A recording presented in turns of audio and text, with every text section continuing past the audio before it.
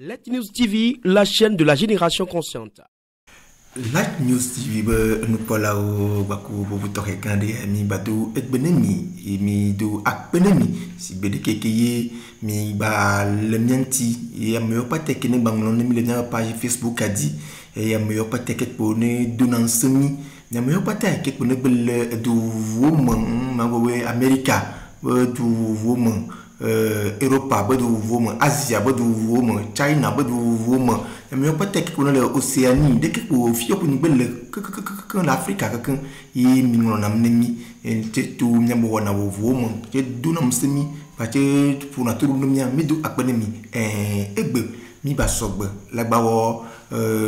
wona tokede allo yuvo we no ba yede ikene ba nyambo wona kemi dan ko jibe nutuuma nyambo nutuuma mia ni wona kemi wona jeji le ke ba jiji pon po mo jikele ni Let News TV ebe to kedia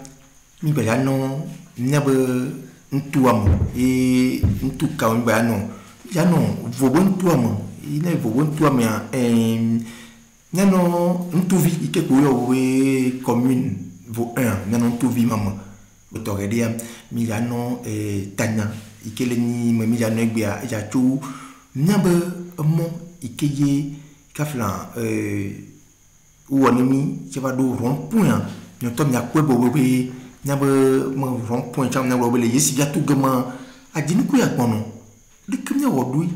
Ye Afoku Manon Gamon Donumi Dujesia Gama Nukoyo Voyo We Feu tricolore à l'Ojojin ikena na we na mi agbono la no telo ma no to a mliu bana we amo unu na kmudu wono no amodo we amodo dina we atu mo de avai amodo dina we ya so lobokwa nyano mama nyano pora be dadi te ke nya woro lui to mo kam nyano la tinu ku ikena gbono chwa di ne ba foko nyagbam legbo e mabo be tanya yo ikeye mi ja no egbe apa egbe a mo yo ikeye bi pe egbe le de ke we tanya o me a ikena ja no tinye nya no fu le tanya mo me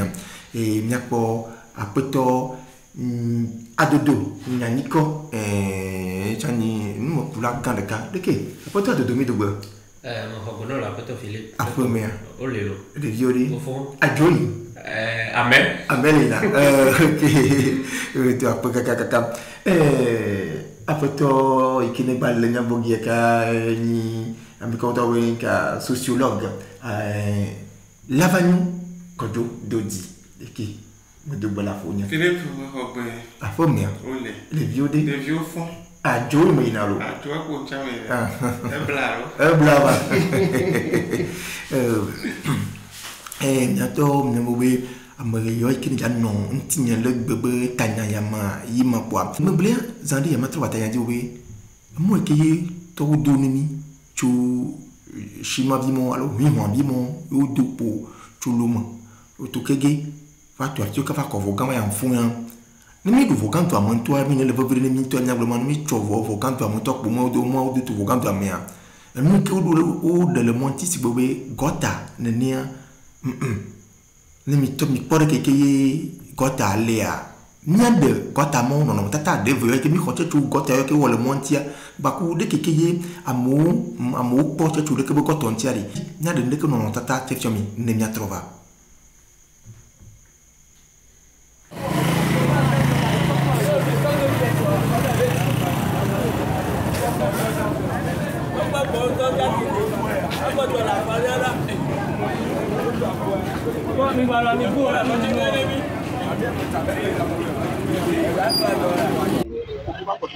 Bon, mia be gota yo wona mia gota o ke akpa ena garo me ne ya goro wale ipo no bo zon gota ji kwa depo dana fole gota mo kwa clan onge o le nge vo ambulance chambre mia si wa kokko wa hospital so de flemi bo de vieux no to school bon no bo zon no pane mo be no zon gota dia no dia fo mo kwa o de vieux le nge depo wonde ne mi gi aglama so nmu ko kama je bo wa aba pogbo no mi because mo le na wa de vieux le nge to school ya be ya clan be ya school ya ba padang aja gboba de fuvire so ya gan chana ni ma ya bo mo yo jang ne be ya sumo me ya ne mo nya o ne ta ya du mo kwa gaje mo le nge so nmu wa ya be wa ba pogbo no mi gbogbo ne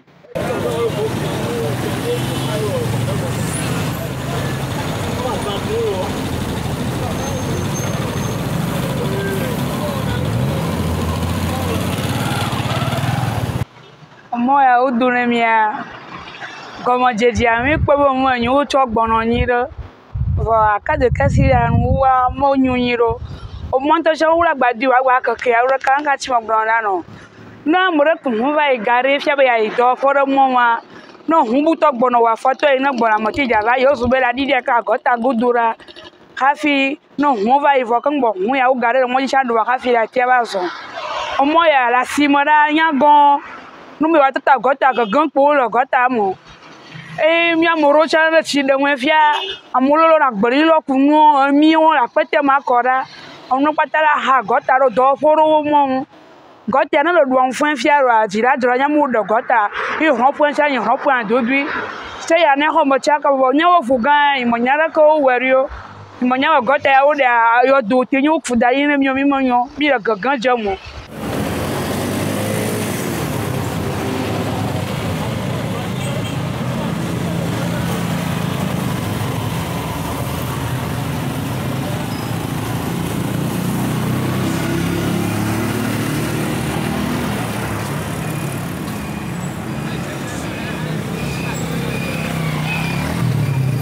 Any did you garden me, but she know what the money. Oh, the money got taco there. A quick that got anwa, a mukaka, a nabina, the viola for good jenga segamo. Oh, where to got a museva ya pon to chamea. No one yaw na mucho a woman, Davalia got a lot to got a Davaya pomea, a mula for good jento. Sino a one you. Wa got taco de name na school you can come a for good jento. And by na be mbapla ku coton, no say daddy. You try the vitu quid ya to woman. If we did ya for, even for quarter the trail got tam. Yemi se vedare. Consider vote 3 talk all about drama nemia. I got an in Apola. I feel don't touch a permanent. I feel don't touch a permanent. None of our mistake with a qua. A voyage for Cuba. Did you have an enemy now? Oh, got an enemy. I'll all do money. Hey, you where? Me the Cucumina for good jenga siagam. Nitomi po no tata yo ikeye mi defion ya e de keke gota yo ikeye chinois bio alo China bio mo wala mo e ko du ntina e de keke a mo chon de ti binche tu na be gota monti o le nouveau poa to lavano dodi no tata ke mi deva yi mari le kwari ya kelasio Philippe me do pe mo kwa be no tata o nzizi tu kire kwa be le dugan o mo to chan le ni be o to mo vous to ni na to ni na gota gota me le mo chio a ta fa che mo mo ni mo re pepo na me le chija mo la ba ble ba o ba ro te pe o la ba ble o hwa chi ya na go gota me na be à canaliser voilà que il faut tout problème voilà nous do gota na bena tu as quelqu'un là bas nous chi inondation couleur non yo quelqu'un quoi va le ti la le amou le toi que ya quoi bena mais ko do gota ro mi chami chon ku vi le nous comment mo wo nous don bien du tout fi que gota lo le a e do vui e fi ba vui le e do lo voilà nu wa cho voilà nous do gota ko be gabunga atro pere ne ni pe bi goro ne yo to tune o mo do ni no ta flache ne son do to ya c'est de que mi le no da travail na ni no da travail na ne mo nyawo ne mo jayo ka fola du pe clean ba lo ni no eye do to o fo ba jo ni afokun gan ba jo ni no no glele du mo viontia quand vi mono tututu kama mia aglona jidudwa udo agungla yo na le mia pomano uno tro asile gota wo nyamo nchiri mo nyine no udo mo wa mo ndekwe kporo akoya kam akoto adodo nyaniko kofiema ima non tata yo ke mi deva yadi de que le produit va pas mouiller chan pas mou pour de que le produit yo pato Philippe akbe non tata o mzizi wa de patron mzizi glani ne egbe le 8 à le 9 nia batro no émission tu ne benoantia alors que me po reportage de ho tu ne benmonti ho si bébé 3 à 4 mois ne on ne benmo baledi kaka bana fi beni be la batro va ne benmo dia ye ko on zizine nya bi le si be ko be miabe yo veut se yo mi de na de go to media dia miabe me le mia vraiment o me sene alors ben nous on a mis si bébé conscient ne si golé le mi pour le tata ne nous ben de fou ne ma si tu viens le cho mi tu asiam kaka pour va ko ye suivi toi dalet mon ko le no dia ma cho me ne me ou le jo mi bon mais ni me jo me si go mi to le to go me ne no le ko mi potio me no Vogan toi, moi dois te voir comme une portion. Et il voit le maire, il prend le Vogan, tout gomme comme un patamile. Vogan toi ma que, mais on vient à le moteur toi la mienne, on a un djemo. Ah,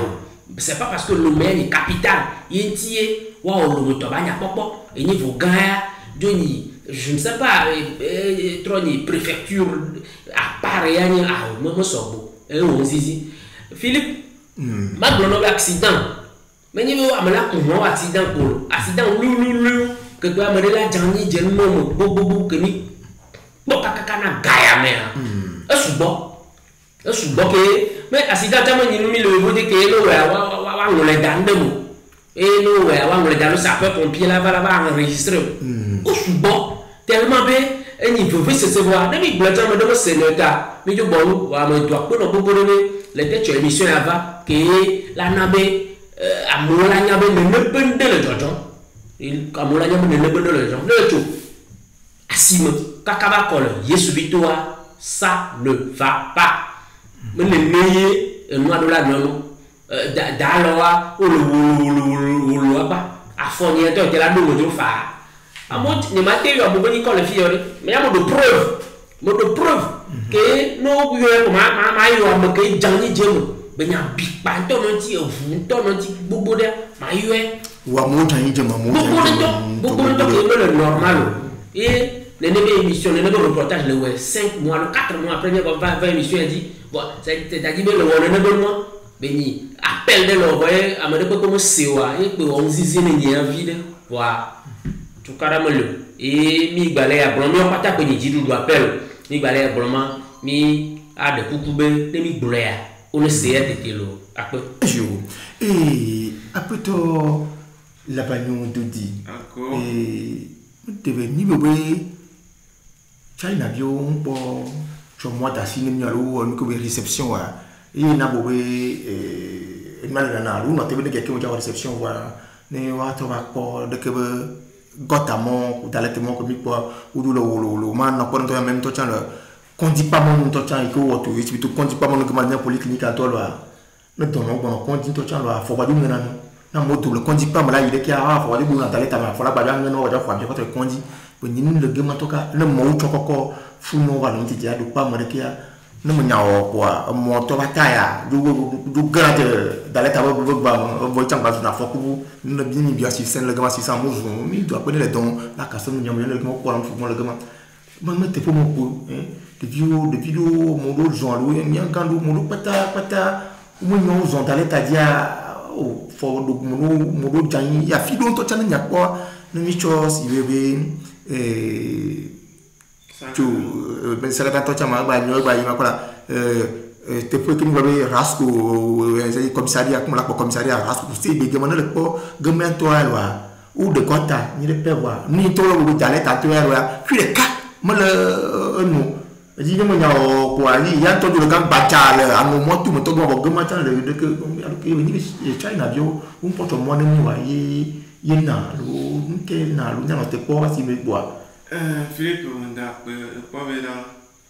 le blome China bi un po cho mo na mi o ye na be no le nyachi ne ya nu ni do vi do mi pata le o do mo o po réceptionner ma on po pe mo wa me go ni be na wa da si mo ni no nyachi na be na taflatien mi kwele du bogo toro ntofi bogo toro monsieur Yannick pour l'instant là de que pour autonomement le tuome ne pour atu le vogan chema e mo kan le vogan to ja mo jire lu mo gore vogan lu mo ko be nyima comment ne mi atu le fia do lu mo ya o bien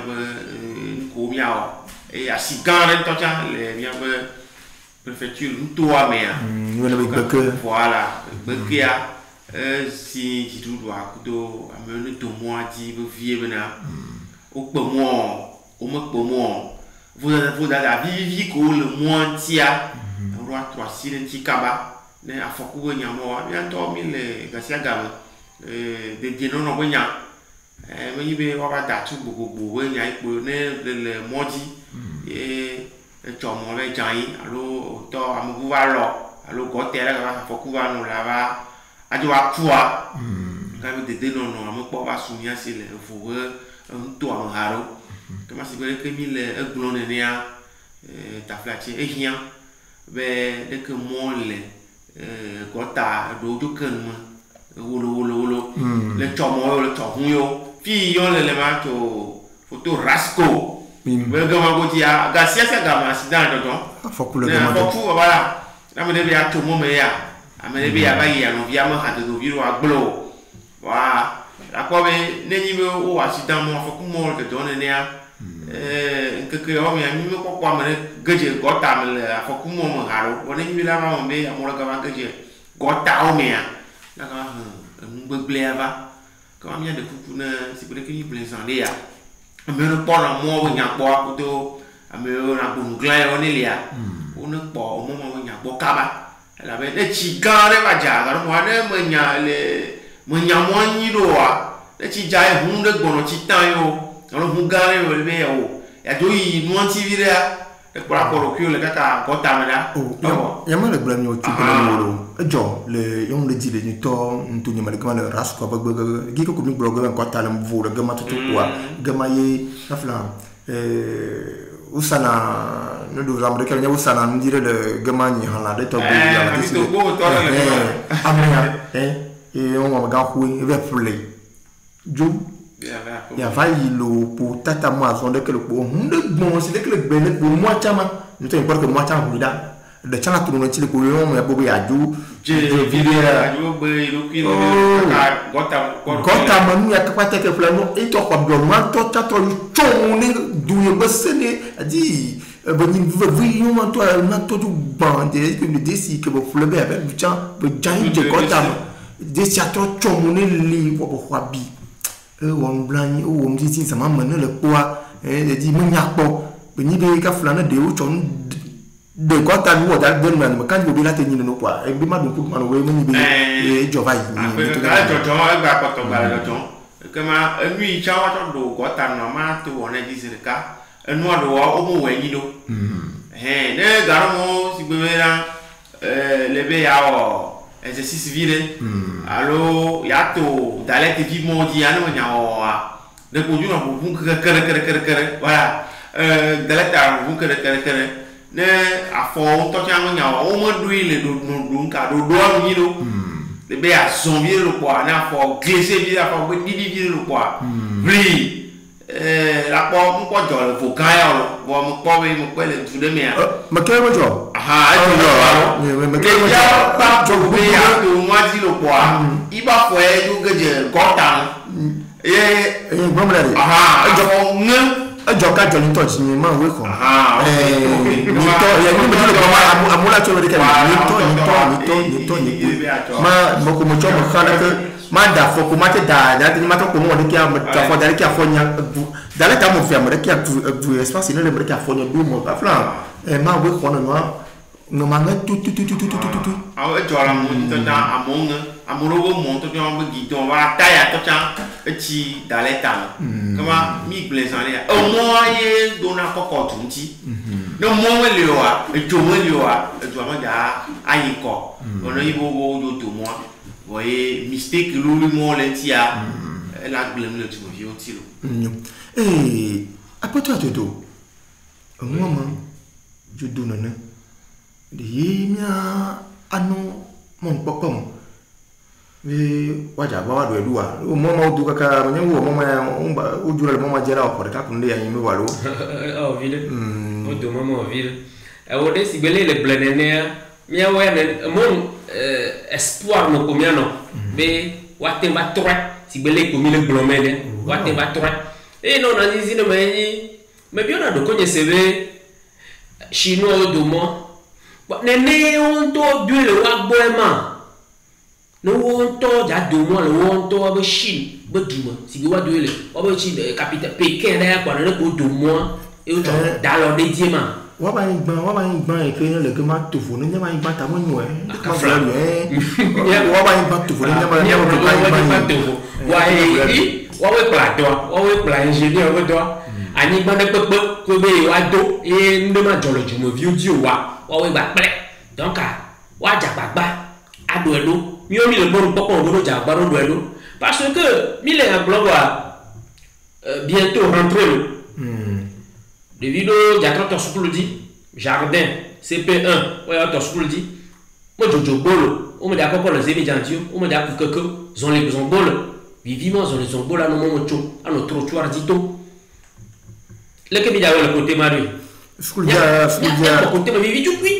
mais il veut sur le vide de CEG Viol jardin vi CP1 et donc to plan na vi ko ton vi la te plan na via wa to moment le ko ja we lui bien no te ka vi du ku mo to to ngene wa to problème do si bele ya me gan ho pa mo la ba de vi wa bien no te po de ne na je to mo no wa ja ko wa do ka ba e ko ji mi le yo to chan le ba dum pun na glowe le ne be ko to chan mi ti de ja le vo gan ti do ko to chan mo na et j'ai pas le secours ni lycée vie mamba bon et de quelque la ba ya je dire na mamba banti ko ncho ya zon le dans l'état dit le gota dit le il puis plomb il me secours ko ka kia ko va ko to pata kia o to do ni tia mo le gota mo le va ni chufon mais jo le rasko dama ha ko te fo dama ko ma ta de ma quoi nous et ma ba ndo be agbungla to cha to cha to za re mo ba ni bu cha bo le ko le chu vont les commandes les vont to joli vont ko si le ja tu mo mo ke bi afan ke ya za me ne mo nya wa de mo wa do wa ye cho mo ye bi afan ke ko to do mo je ke ari oh ibo ma me nya ba nglan to ke ya ba to iti to cha je sida o ma ko ta ko ya na de ke mo bi wa de ba o to no le gama ke je ba ma mo ba to mo ba do wa do ba ko mara le ba mo ni pa de ne bo no ma kan je bo wa le pour le ne bo ta le tonti le bo de kwa e le bi tu le gama mi gbe le bo no bi asi agbe a afoku la no mo to mo do no bi tu ne ta le te to mo nya ti da wa asbe mo to no cho mo bo no wa no va do fi ke ni wa nya we yesi ja tu to yi afoku to ba le amuru wala no ka wa bo bon ya tu mo ke o si bo we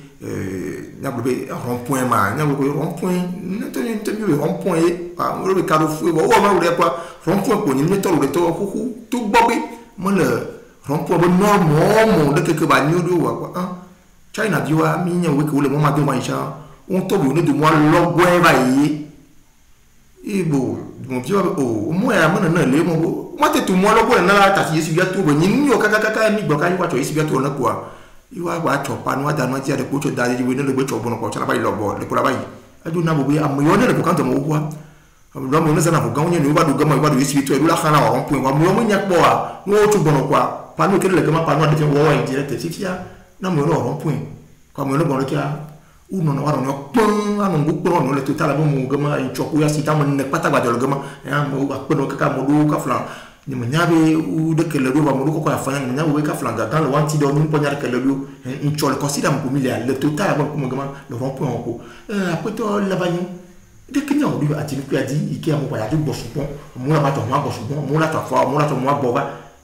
de ke nyawo do yi do victoire nya na sida no victoire la sida ba su mo li sida to la sida ba ba to ko la sida ma to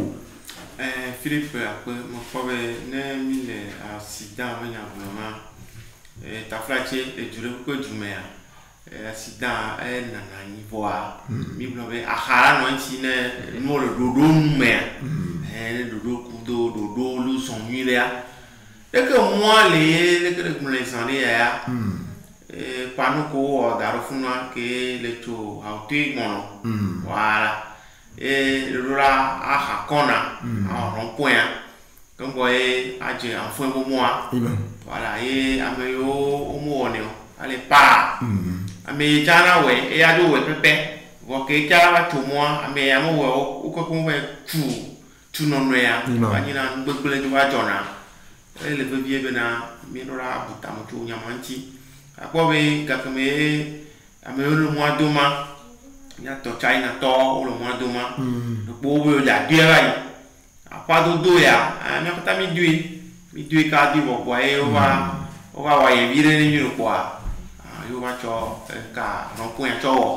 wa gbe ya ke no ayin ro ma o ro wa 3 civile ne o ma 3 civile ti o ka ma ono jo o fetri kola jotima ka ni na ti siriri le ni na gbemu ka fi jinto ala bu le zande ya amu tombo ni na le funa le sina mo do la note kudo la gbana to clan mo be asande ya mi anote ne ba yin ma la be de que ka rond-point voilà de que rond-point le amoyo pona panua va ina bra no glu ne feu tricolore ya do le funa tetia no ta la funa no swati do sinoa la note amura ba ikan boy o chana ba yi la be ta flache mi ndo que no ba yi do avocat Bougan quoi feu tricolore melio a onzizien on mi son vire mi to petit vire le commune ba ne hoa o feu tricolore funa que le régulariser no we Bougan ya feu tricolore manani o ma kan vive mo vivi ce sang comme a jinu kusa we gaya me ya be roi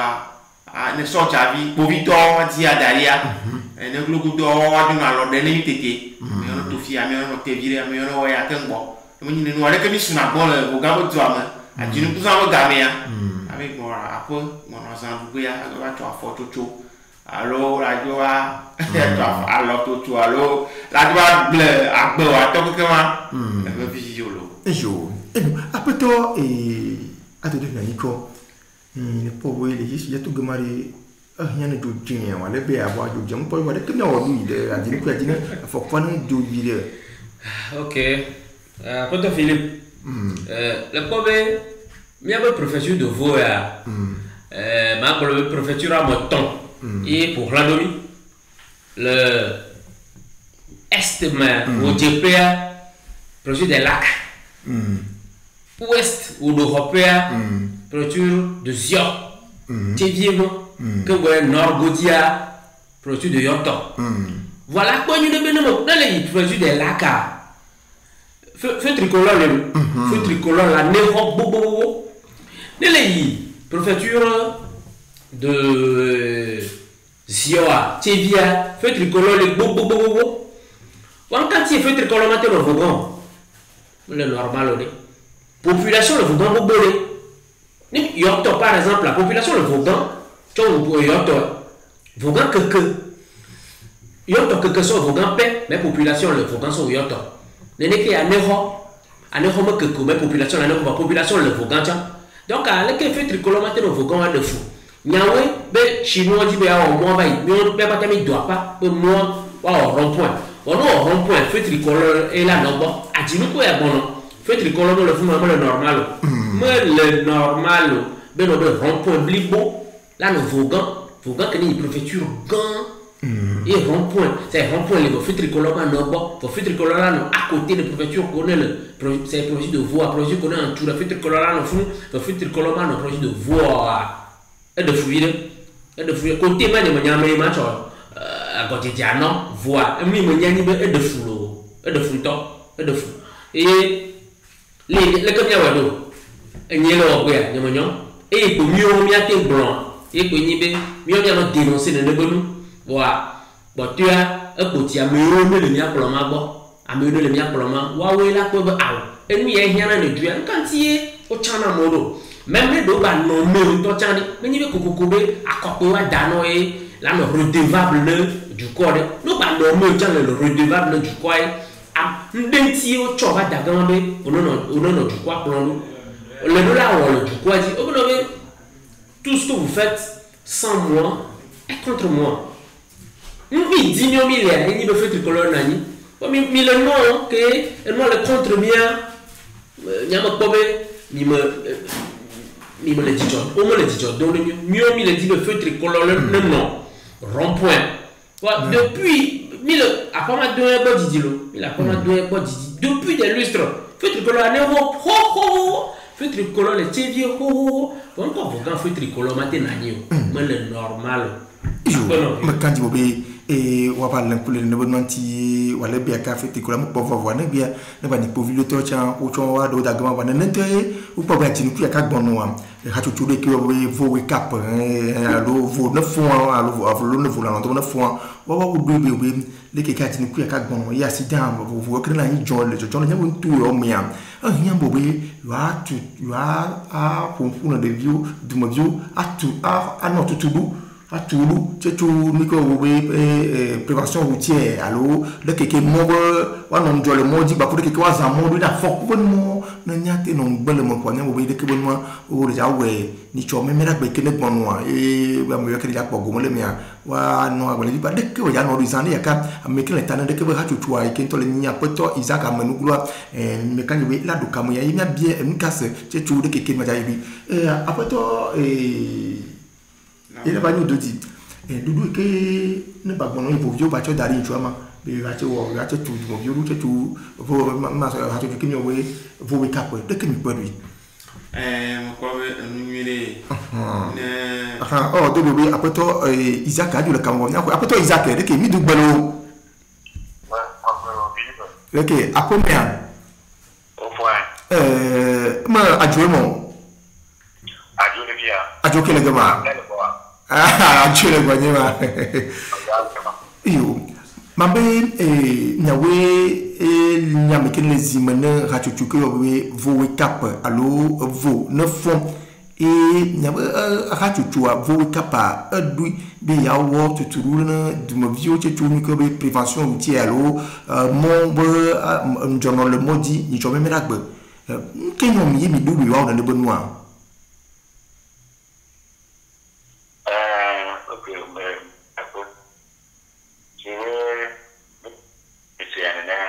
Yawa nitokoteka le sana fuga kama yao kitu alo tokoiti na le de non le monde semble payant qui ni va tout on a te doit qui veut sur l'exemple qui dit que à fort le monde sont moyens mais le souma pas les bon il y a beaucoup de quelqu'un la et Togo vos victoires avec vos donnes voilà d'accord non il y a quoi à vous faire la vidéo voilà ma il y a ça il y a des quoi Zande nyafego amecha aglo echimo amamu leke ko echi elam jiwe ne le bebe na mabu de modane ba midura aja ba ike ason kaka amavi na lenchi enyat nyapo fatu eto gova munam wa asilo anti yang lo anti yang macam perlu kujibe koyo nali do lao amatik pom baba kini diwa habile maya papa kujuzo le monde zombo yomea kemi mi yo no ni no alo to muso chonji na eni bele wa mais qui vient de me dire nya taba bai oko nya to tuchi nya por metro nya ne ako do lui toi no de tro et susi ni do le ko na dia ema Isaac Amenuglo et Ambobe si Newton et Nia de Newton Minyamikene du tourneur de prévention routière bonnement pas comme si Newton du tourneur de bonnement l'Afrique et Amunyamu Jano Zimon de bonnement et Mabobe Tobu Davier d'Engbenemi Amunyamu Japo Goumon de bonnement Mary Kay noté pas.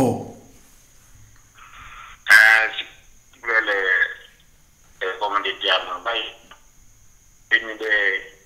amkenebe à pourquoi c'est comme du là et que les matébam à pourquoi la dit au pépé pourquoi que le donna et ben domoyo apomoyo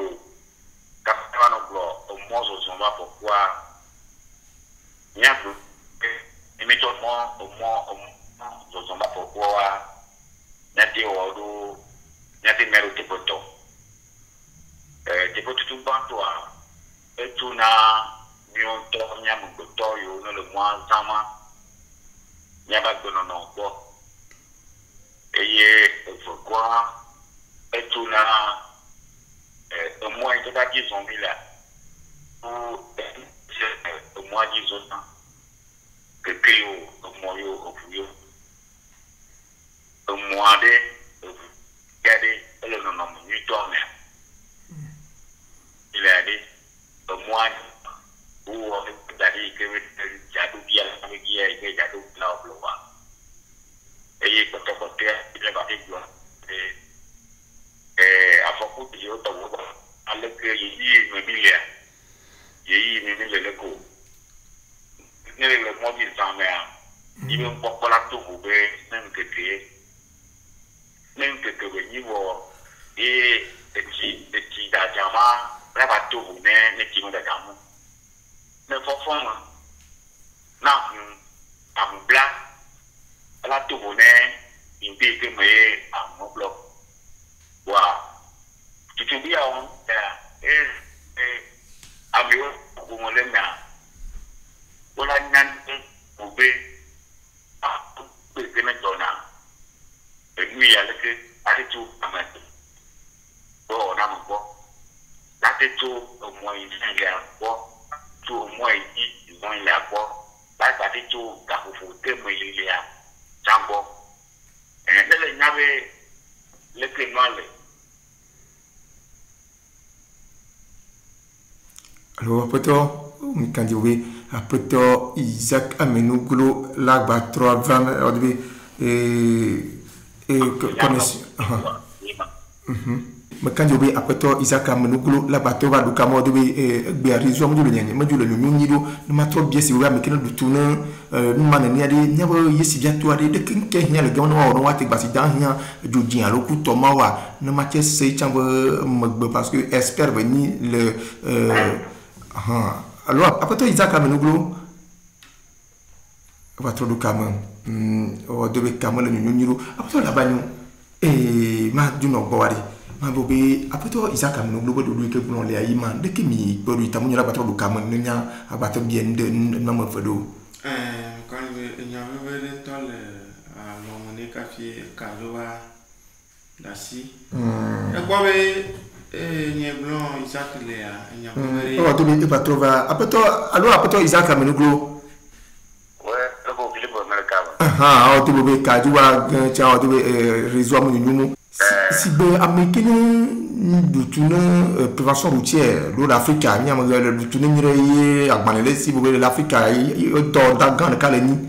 le nyama vugan yesi via toi de que le pobo wa le gemaru ni afoku ba ni de gemaru do am kemkia amon na ngupo amon chona mon na no ko le gama mo do tourner ka mo do tourner ka sita na go jonga ma ko de kenya wa le gemaru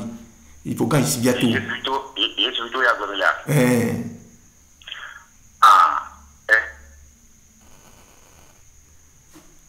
Lo oh dobe toi en toi réseau dit là là comme quoi après toi là bas nous on peut après toi am Isaac nous veut il y a peu un tema global la quoi ne mille mo ya global mille afoku nya global et pour gambi dit ça do le cuisiner va tout do ne yo novio yo dada yo vivio ne afokpon di vivia nu nyire ko ebeni abo le kaka sukulu bandi ntochan le pedo mo ba ya ta flache formation routière ya le vere on tochan la donc ko ji ne gbedo fura gbedo fira gbe ndike mo kwa mi yakata mi on do doaji on on fiomi avant de traverser une route la première dit la quoi aussi dit et puis là sont tout ne moi ma do afoko wa ne keke mi toa le ke ya on veut mi mano kaso no mo mi toa ko to o fiomi to ka de vi me ke wa ba do afidea ameyo ne le mi akloma du ton no la va glema mo do o va couper numa émission ma comment appelle-t-on dodo c'est-à-dire tiens alors les dit quoi il nous quand Tommy on a elle est obligatoire puis au don a me dit moi au don a si on est et nyaka do to to tiens on a nia du don no la na ni va ya nyaka do to o to on a nous pour nous monti ko le o mo gandi presque mo patadi wa do afide wa alo planton le nous monti na avec beya amon ka tore pele dede nono omonti benya mo gbo e ba na be afoku onyo wa le ekonsuma pa kama enu yire ko e mi afofo wa taro ani kama mi adu nso we aso ha tu try vo wake up voilà mi adu nso e togbe channel zimono wa anjiro ma lo togbe travi voilà amnego mi adu nso e ameyo keke po na gbe no to am ncho mo po a no hono ne wa pogo male mo ma mo ne ba drande do lo wanti lo jo anani ko atoto gbeka dik e mi tam yona ma gbeka di bon ke ma lo memera gbe e ma le java ma vivieri invite la sur la télé pour tout le monde c'est déjà pogo male mer enebe initiative anebe dodo nyui po bani e yo ko 10000 ho bono no baba au moins ne machin va la donne de tété et puis la donne de tété wa nyama blo comme ndeko pe me ibe me no cho ya ba kwa mele no compte na me nya lo wa il faut prendre métaphore ni réalité au père wa mi cho no te cho da ho de me cho janta da bo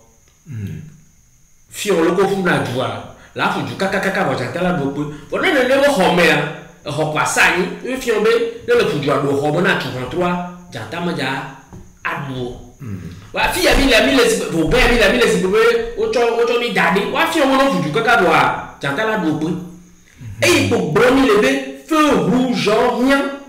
d'alerte rien e bo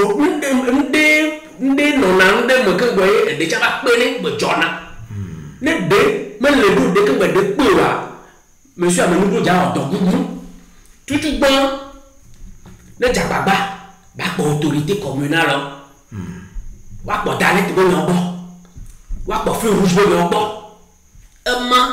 eye ni tutu gbon to ko wa ke gbe mi ba cho formation de prévention routière a bo pe lenti sinon o ja odo gugu o ya cho mi da vous de dire toi ba ya da lo ni ke mi o a formation wa 0 ne me ni nema o cho da fide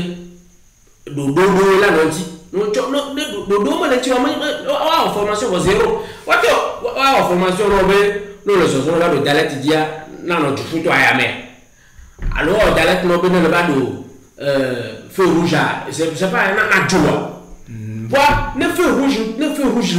le rond-point ballon to cha kan doa no to cha la ba do mo le rouge agbe o ma ko le auto le to alo mo le ba do funa ko to cha le ya no te ko le violer ko so ja lo e me to yan formation to cha te ti ne do no na tutu gban kan formation ba pe ne ma sinon no be e ma o ja combat mala o mo ja le jo racine o ja ba le jo branche a di ma ni na do gugu no wona voilà mo pobe o chon pobe ne yo tudu mo biru wale bia kan boa o dalete bon mo lani ani ku kana mo siama ko joji bon ma bo an mo lo mo wa an ya be de biru du mo biru no promotion lo na do na nyar che tu mi keni prévention routière kan boye no ba o de ko mo po na nya po ma bo be mi jule vous changez mi les on a bon ma pas peut-être la pas de dit il y a quelle assure là c'est à Bologna comme combien on y a mon dit ma monsieur Nyaniko mais quoi feu rouge ben y a que blomi les ta flattier ngaro wa feu rouge boboro lelo wa togo toa mi blomi elle fie une civisme citoyenneté que je aussi na wa amo wa lu funa du vaina feu jaune sinare que wa amono wa gwana tu dibe wa bai kaba le dien ba le yo funa me monsieur amonya globe initiative a yo do wa amenuglo ta flattier isafe faut le cap pélo faut le cap oui il est allé représenter il y a pas de souci donc nous avons toujours wa initiative wa do et va nuit ma donc mia glone du vio mia ma so ko nya ta mia du vio wa du vi ba gbe non mia ma le feu rouge pour toi mi ba non vio ne va lier ne faut pas va lier le doulot bon mi me le respecter ne va le faut bien respecter ne va il a gonuglan non ouais bon très bien ne va il a gonuglan mais au moins nous deux feu rouge non anti dalete non anti gota e non anti et américain ne va de moi ne va il no acha mais no ga de moi no dit le non mi to no la avec urbanisation we nya ta flatie no da we po e de son na do mi ma we gbe ya vitukire gbe to ba o de to ba o do a o no da o mo se ka développement à la base ya to di do de mo ma ko ani ko ku ne mi le mi aba etu mo yo après toi Nico moi ma et nous te mis au poitin au de de keke de janchama au boulema moi ma chaîne a vu du père moi du parafin toi moi toi le caca bon pour réception mi poignard que va non yo il y a quelle assure là c'est réception tu as blanc mon mère on peut réceptionner officiellement je sais pas officieusement mi réception le mon mère voilà nous mi ko nyo ne mi ni ma blanc la blanc mon ma ko do a pe le bien ti subo e na be l'homme vogan elle est une facilité de mi gbem e ni dijo gan de ni wo do mo ne mi to nyu trolo ya do wo blonde e ni dijo gan de mi voa ya de kukube mais ni le wo blonde be négationnisme be mi le peindre de peu en noir a o nu boni yo ne mi voa kaflan e ko na no gbo ba so nyua et pour 10 000 et ma pas de beaucoup de monsieur Isaac Ameno Globe il y a une initiative nuit de pour venir initiative nuit de pour venir ne monsieur mo nema e gbe me ma no fi yo gbo ne il chan lecho prévention routière dit amobu chan lecho ngba no pio ata na so dan gbe oji amode chan lecho fi dia e gbo me bo gota mo ma do e gbo me azemi ta to ma vai no amade be double ba du no via do ne ba monsieur me télé de cas de kema e gbo me di jogan no mi no le mi be commune vo un projet de voie donc am do prendre gande ne vo e cap pensionnaire be directeur alors be président nu le ko veni et ne ma wonele da ba no ne be ba no wona ne be initiative chaque année et mo do gande chane adino ko ya bono nya ja ba mi adu mo vi o chan surtout ne gamersu et ou amodo bon ma kwa atumo pan atvai ah mo normal amodo ana hama tu mo ah il est bon dal mo leo ne be comportement le mien mais problème pelan na jojo accident na jojo dal le feu rouge me leo ne le ma hamu kwa atu mo akumo pan ne be pelan jojo azema bono ne la ba no acha o bo mi la modération le nom donc mi to akpede amesia molo jo e nya ba to nya blo we nya wo de ko no na mi ko nya wo we donc allo sapo alors que établissement ko yobe moi tata Cécile ma qualité le yesi biatu mi pomu le nya bogi ka kutio ke mi che da gia kala numa de que établissement moi ye che du ko di bobe ya nanami mia bono na mo no parade no funfo ne bani che chare no no na no bono fana no wa to mi nya we établissement moi le yesi biatu goma kwa mi to akbeni ne ke ko yi amna me o che peta ke ko no bele to ji mi cha mi nya ko allo mi nya ko ti mi la ko nya chare Jababa, nya yomi, et nya pele nyanti, ni ke kunbe popwari, ni che pele nyanti, nya zere de kebe wanam. Ebobe wanam kan yobe nya te a se da giegba me du akpene na mi opata kene pomia, nya baglo bobe, adini ku ya dia ni pata ke nyanom zon mi blo mo pa pe voix non to le nom zon e mo noira tout ma tradito wa kaflan fo ko mate jole dio ye do lui ke ye ha tu to ike do vo wake up ike be vo vio no fo lo vio na no to no wa do dari ncho me mera pe ya nya bobi fo kami de sia de ne pogo mo le mo ne nya te nya mi kelen tu prévention routienti ta mo no mo fo kan ko mi ya no nya ba itu buo mo ke ne bo no wa na ba pe le nyanti ke ye kaflan mo jim ya tu wa na ba igana lo fido alo ba yubuti ba fido fa le ba ke mo cha la fu ma no le plan ne bo mo cha ko la ba do la do notion lo lentilo Mido apprenant appréciablement de Light News TV Dilo. Light News TV, la chaîne de la génération consciente.